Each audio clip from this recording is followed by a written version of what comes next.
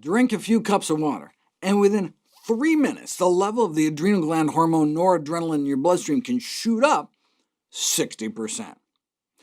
Have people drink 2 cups of water with electrodes stuck in their legs, and within 20 minutes you can document about a 40% increase in bursts of fight-or-flight nerve activity.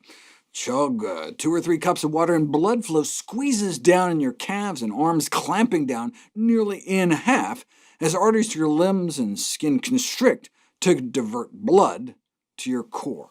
That's why, for example, drinking water can be such a safe, simple, effective way to prevent yourself from fainting, known medically as syncope. Fainting is the sudden, brief loss of consciousness caused by diminished blood flow to your brain. About 1 in 5 people experience this at least once, and about 1 in 10 may have repeated episodes, causing millions of emergency room visits and hospitalizations every year. Though fainting can be caused by heart problems, it is most often triggered by prolonged standing, because blood pools in your legs, or strong emotions, which can cause your blood pressure to bottom out. About 1 in 25 people have what's called blood injury or injection phobia, where getting a needle stick, for example, can cause you to faint. More than 150,000 people experience fainting or near-fainting spells each year when they donate blood. All you have to do to help prevent yourself from getting woozy, though, is just chug 2 cups of water 5 minutes before getting stuck. The secret isn't bolstering your overall blood volume. I mean, drinking 2 cups of water, even a whole quart, and your blood volume doesn't change more than like 1 or 2%. It's due rather to the shift in the distribution of blood towards your center, caused by the noradrenaline-induced peripheral artery constriction. Water drinking stimulates as much noradrenaline release as drinking a couple cups of coffee or smoking a couple unfiltered cigarettes. If the simple act of drinking water caused such a profound fight-or-flight reaction, why doesn't it cause our heart to pound and shoot our blood pressure through the roof?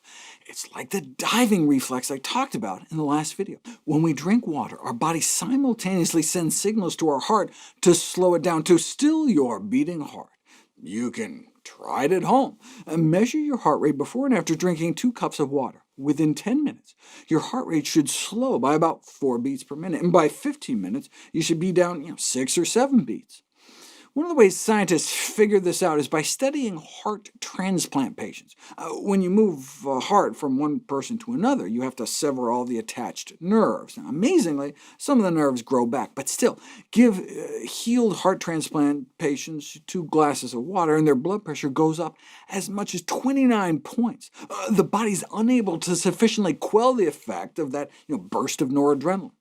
Some people have a condition known as autonomic failure, in which blood pressure regulation nerves don't work properly, and their pressures can dangerously skyrocket over 100 points after chugging 2 cups of water. That's how powerful an effect the simple act of drinking a glass of water can be, and the only reason it doesn't happen to all of us is that we have an even more powerful counter-response to keep our heart in check. It reminds me of the poor woman who had a stroke after taking the ice bucket challenge due to an insufficient diving reflex to tamp down all that extra noradrenaline release.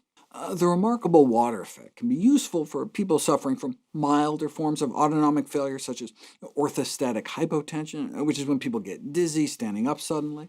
Drinking some water before getting out of bed in the morning can be a big help. But what about that metabolic boost? With so much noradrenaline being released, with your adrenal gland hormones in overdrive, might drinking a few glasses of water cause you to burn more body fat? Could tap water be like a safe form of ephedra, although weight loss, with a nice slowing of your heart rate instead? Researchers decided to put it to the test, which we'll explore next.